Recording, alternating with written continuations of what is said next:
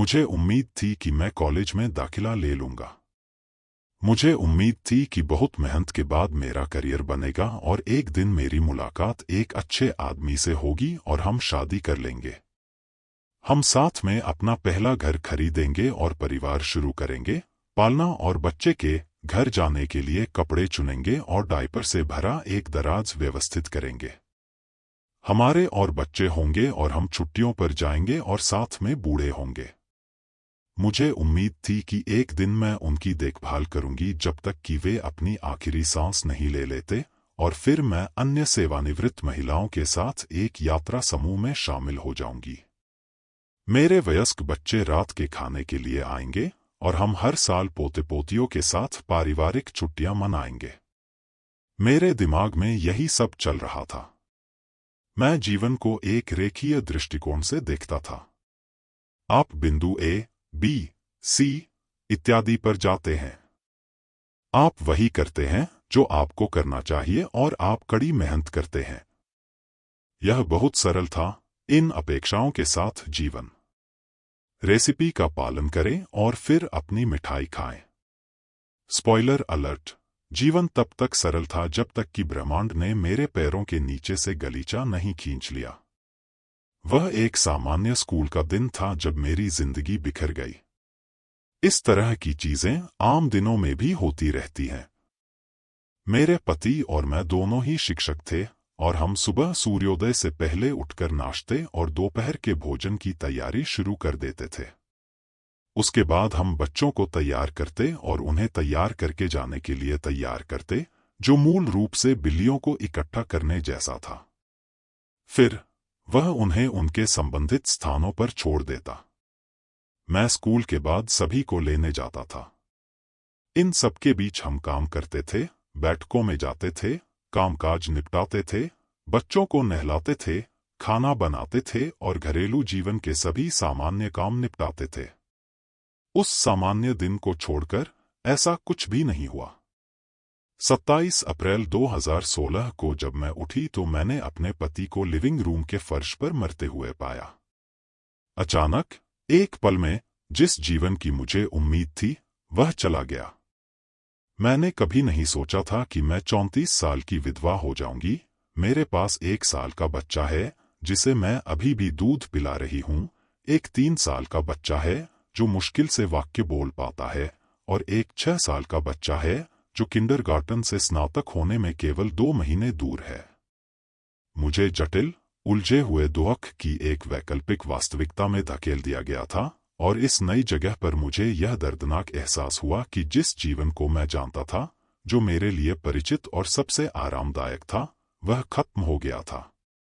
मेरे पति और मैंने अपने हर बच्चे के लिए दिन की योजना बना ली थी। हमने कैलेंडर में चौथे बच्चे के लिए भी समय तय कर लिया था, जो कभी पैदा नहीं होगा। लेकिन अब मैं एक अकेली माँ थी, एक विधवा। यह स्वीकार करना थोड़ा शर्मनाक है, लेकिन इस दौरान मैं सिर्फ अपने पति के खोने का शोक नहीं मना रही थी। हाँ, मुझे उनकी इतनी याद आती थी कि मैं खा नहीं पाती थी, मैं सो नहीं पाती थी। मैं अपने दिन निर्वासन में बिताती थी, यह नहीं जानती थी कि मैं कहाँ हूँ। एक अकेली माँ के रूप में मेरे नए जीवन की उबाऊता ने मुझे हड्डियों तक तोड़ दिया। मेरे अंदर पनपता अकेलापन एक दर्दनाक खोखलापन पैदा करता था जो निराशाजनक लगता था। पासा पलटने की इस ब्रह्मांडीय चाल की अनुचितता ने मुझे जितनी बार स्वीकार करना चाहा, उससे कहीं ज्यादा बार हार मानने के लिए मजबूर किया। लेकिन मैं किसी और चीज का शोक मना रहा था, उस जीवन का खोना जिसे मैं जीने की उम्मीद करता था। मेरी उम्मीदें टूट गईं। मेरे जीवन की दिशा जो हमेशा के लिए बदल गई थी, अब एक अज्ञात दिशा में जा रही थी जो मुझे निश्चित रूप से मार डालेगी। हम उम्मीद करते हैं कि हमारा जीवन वैसा ही होगा जैसा हम अपनी उम्मीदों और सपनों में कल्पना करते हैं। जब जीवन योजना के अनुसार नहीं चलता है, तो हमारी नई वास्तविकता की निराशा को समेटना मुश्किल हो सकता है। प्रतिरोध पहला बचाव है। हम बदलाव पर विश्वास या स्वीकार नहीं करना चाहते हैं। यह वह जीवन नहीं था जिसे मैंने चुना था। मुझे लगा कि मैं इससे बेहतर की हकदार थी। यह मुझे बहुत ही अनुचित लगा। निश्चित रूप से ऐसे और भी बुरे लोग थे जो इस तरह की बिजली गिरने के अधिक हकदार थे, तो फिर मैं ही क्यों? मैं उन विचारों से चिपकी रही और उन्हें मुझे रसातल में और भी गहरे दफनाने दिया। शायद यह प्रतिरोध दुख के गहरे हिस्सों का उत्प्रेरक रहा होगा। यह बहुत निराशाजनक, शर्मनाक रहस्योद्घाटन है जब आपको एहसास होता है कि वास्तव में आपके पास कभी भी पूर्ण नियंत्रण नहीं था। ऐसा लगता है कि आपसे झूठ बोला गया था। वे सभी वर्ष जो आपने अपनी पहली दुनिया की आंखों पर पट्टी बांधकर बिताए, यह सोचकर कि आप हर विवरण की योजना बना सकते हैं। जब तक यह चला, यह प्यारा था। अब यह बस बेवकूफ़ी भरा लग रहा है। मुझे एहसास हुआ कि वास्तव में अपेक्षाएं क्या थीं। कुछ नहीं। मेरी उम्मीदें कभी भी वास्तविक नहीं थीं। वे मेरे दिमाग में विचारों से ज्यादा कुछ नहीं थी। धारणाएं, इच्छाएं, कभी गारंटी नहीं। यह हमेशा ऐसा ही था, लेकिन मेरे लिए यह एक सूक्ष्म स्तर पर था। सूक्ष्म निराशा, जैसे कि मुझे वह नौकरी न मिलना जो मैं चाहता था, एक रिश्ता जो खत्म हो गया, एक घर की बोली हार जाना। मैंने खुद को जीवन में वास्तविक निराशा के लिए कभी तैयार नहीं किया। धरती को हिला देने वाली निराशा जो आपकी दुनिया को तहस-नहस कर देती है और आपको आपके नए निरंतर साथी से मिलवाती है। दर्द। हम आमतौर पर सोचते हैं कि हम जो बुरी बातें सुनते हैं वो सिर्फ दूसरे लोगों के साथ ही होती हैं। हम जानते हैं कि ऐसा होता है, लेकिन हमारी वास्तविकता में नहीं। यह दुनिया में कहीं और एक अमूर्त चीज है। जब तक यह हमारे साथ न घटित हो। मुझे याद है कि जब मैं फेसबुक पर सर्फिंग करती थी तो मेरे पति कितने नाराज हो जाते थे और शिकायत करते थे कि फलां व्यक्ति ने नई कार खरीदी है या एक जोड़ा कितना प्यार में है और हम फलां व्यक्ति की तरह हवाई क्यों नहीं जा सकते। केनेथ ने मुझसे कहा, हर कोई फेसबुक पर अपनी सर्वश्रेष्ठ जानकारी डालता है। इसका कोई मतलब नहीं है। नहीं, मैंने अपना सिर हिलाते हुए जोर दिया। फ्लाफला लोग एक दूसरे से बेहद प्यार करते हैं। देखो, वे एक दूसरे के लिए कितने भावुक हैं। हम भी ऐसे ही हाथ क्यों नहीं थाम लेते? उन्होंने आंखें घुमाते हुए कहा, हमारे 5 साल से कम उम्र के 3 बच्चे हैं। काश केनेथ इतना लंबा जी पाता कि उसे पता चल जाता कि फलां का तलाक हो गया है। वह मुझसे कहता, मैंने तुमसे कहा था, और एक बार के लिए मैं खुशी खुशी उसे बताता कि वह सही था। ऐसी ही यादें हैं जिनके सहारे मैं जीना पसंद करता हूं। जीवन उतना भयानक या उतना शानदार नहीं हो सकता जितना मेरे दिमाग में दिखता है। बीच का रास्ता तो होना ही चाहिए। जब मैं किसी भावना के चरम पर होता हूं तो मुझे खुद को यह याद दिलाना पड़ता है, यह मेरे दिमाग में बस विचार हैं, भावनाओं से बने रेत के महल, और जब ज्वार बढ़ता है और नया दिन आता है तो रेत के महल बह जाते हैं। यह अच्छी या बुरी चीज होने का मामला नहीं है, यह बस है। मेरी अपेक्षाएं ऐसी चीज रही हैं जिनके साथ मुझे अपने पूरे जीवन जीना पड़ा है। मैंने हमेशा खुद से बहुत ज्यादा अपेक्षाएं रखी हैं। असफलता कोई चीज नहीं थी। एक विधवा के रूप में मैंने खुद को एक नई वास्तविकता में उलझा हुआ पाया जहां मुझे लगा कि मैं लगातार असफल हो रही हूं। मैं वह सब करने में सक्षम नहीं हूं जो मैं पहले कर सकती थी। मैं अपने बच्चों के लिए वैसी मां नहीं रही। इस नई मैं के पास समय और धैर्य कम था। वह ज्यादा थकी हुई थी, ज्यादा काम करती थी और दर्द में रहती थी। मुझे अपने नए जीवन की सीमाओं के साथ जीना सीखना पड़ा। मेरी निराशा मेरे अंदर जहर की तरह जम गई। मैं जो कुछ भी कर सकती थी वह पर्याप्त नहीं था। मैं पर्याप्त नहीं थी। जब आप पहले से ही दुख में डूबे हुए हों तो ये सभी बहुत जहरीली भावनाएं हैं। लेकिन आप निराशा के गड्ढे में और भी गहराई तक गिरने में केवल इतना ही समय लगा सकते हैं। एक दिन आपको एहसास होगा कि आप अब गिर नहीं रहे हैं और वास्तव में नीचे पहुंच चुके हैं। वहां आप अकेले हैं, अपनी निराशा के साथ, खुद से इतने बीमार कि आप अब अपने खुद के नकारात्मक विचारों को भी नहीं संभाल सकते। आप एक सेकंड भी और बर्दाश्त नहीं कर सकते। यह आपके लिए उठने, स्वयं को धोने और नई शुरुआत करने का समय है।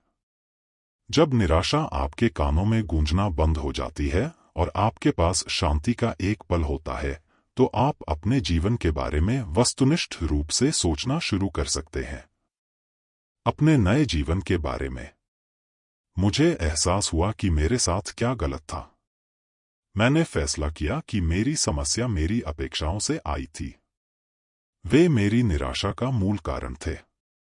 मुझे अपने पति के साथ लंबी उम्र की उम्मीद थी, भले ही वह हमेशा एक नश्वर प्राणी था जिसे कभी भी हमेशा के लिए मेरा होने का वादा नहीं किया गया था। मैंने बहुत सी चीजों की उम्मीद की, सिवाय एक चीज के जो जीवन के बारे में सच थी, हमें केवल आज की गारंटी है। कल बीत चुका है, कल अज्ञात है। मुझे पता था कि मैं जितना संभव हो सके उतना अच्छा जीना चाहता था। मैं एक पूर्ण जीवन चाहता था जो आशापूर्ण, आनंदमय और सार्थक हो। अगर मैं यह सब चाहता था तो मुझे अपनी अपेक्षाओं को बदलना होगा। अपेक्षाओं से पूरी तरह से छुटकारा पाना असंभव था। मैं केवल इंसान हूं। इसके अलावा अपेक्षाएं एक उद्देश्य की पूर्ति करती हैं। उन्होंने जीवन में मेरी मदद की है। उन्होंने मुझे चोट भी पहुंचाई है। मैंने तय किया कि बीच का रास्ता, लचीली अपेक्षाएं खोजना था। मैं अपनी सोच में कठोर नहीं हो सकता था। मैं मानक और लक्ष्य रखना चाहता था, लेकिन मुझे जीवन की अपरिहार्यता के लिए कुछ गुंजाइश रखने की जरूरत थी जो योजना के अनुसार नहीं चल सकती थी। मुझे अपनी असफलताओं के प्रति अधिक लचीला और रणनीतिक बनना पड़ा।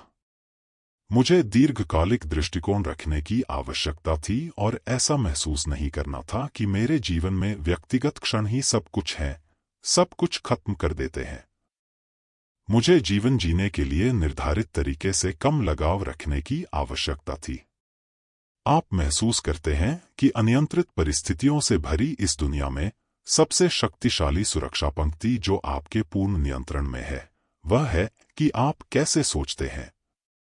आपका रवैया, आपका नजरिया। क्या गिलास आधा भरा है या आधा खाली? आप तय करें।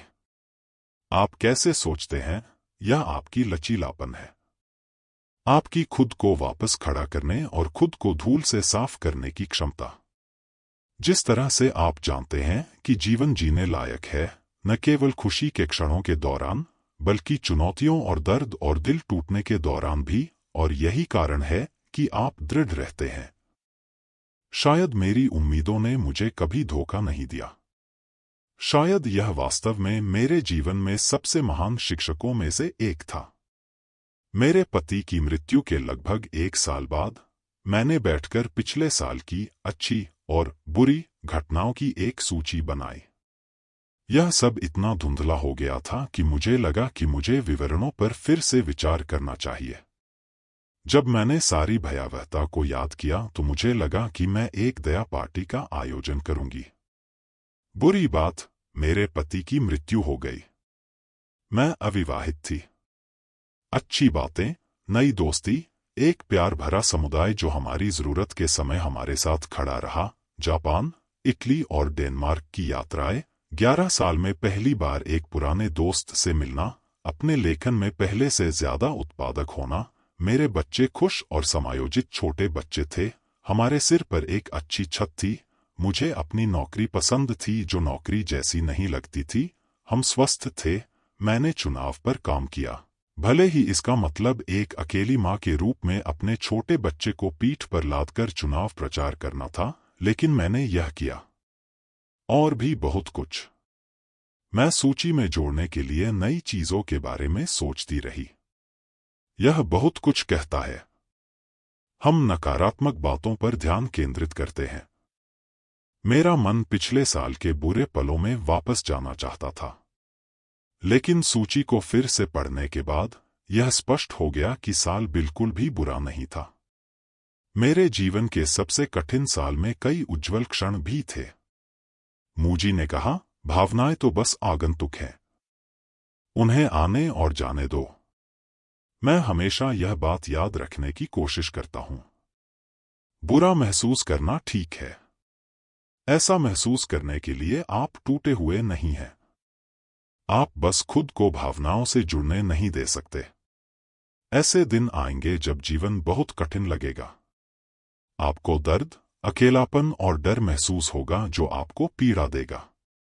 इनमें से कोई भी बात यह नहीं दर्शाती कि आप कौन हैं, न ही ये इस बात का कोई संकेत है कि आपका भविष्य कैसा होगा। ये केवल अस्थायी आगंतुक है। जब भावनाएं मुझ पर हावी होती हैं, तो मैं दर्द को स्वीकार करता हूं, शांत हो जाता हूं, शायद अपना शेड्यूल साफ कर लूं, उत्पादकता की अपनी उम्मीदों को कम कर देता हूं, विचारों को गुजरने देते हुए खुद को आराम करने की अनुमति देता हूं। फिर मैं आगे बढ़ जाता हूं। ऐसा नहीं है कि आप दर्द को कभी भूल जाते हैं, लेकिन आगे बढ़ना इसे अलग अलग हिस्सों में बांटने का एक तरीका है ताकि यह आपको नष्ट न कर दे। 18 महीने बाद मैं अपने पति की मृत्यु से पहले की तुलना में एक अलग व्यक्ति हूं। यह वह जीवन नहीं है जिसे मैंने शुरू में चुना था, लेकिन कई मायनों में मैं बहुत अधिक विकल्पों के साथ एक अधिक जानबूझकर जीवन जी रही हूं। जिसे मैं अपना पुनर्जागरण कहती हूं, उसमें कुछ हद तक उत्साह है। कोई नियम नहीं है। आप बस जितना हो सके उतना प्रामाणिक रूप से जीते हैं। जो आपके पास है, जो आप कर सकते हैं, उससे सर्वश्रेष्ठ करते हैं, और बस इतना ही। कोई रहस्य नहीं। आपको दृढ़ रहने के लिए जो कुछ भी चाहिए वह पहले से ही आपके अंदर मौजूद है, और यह सत्य मुक्तिदायक है।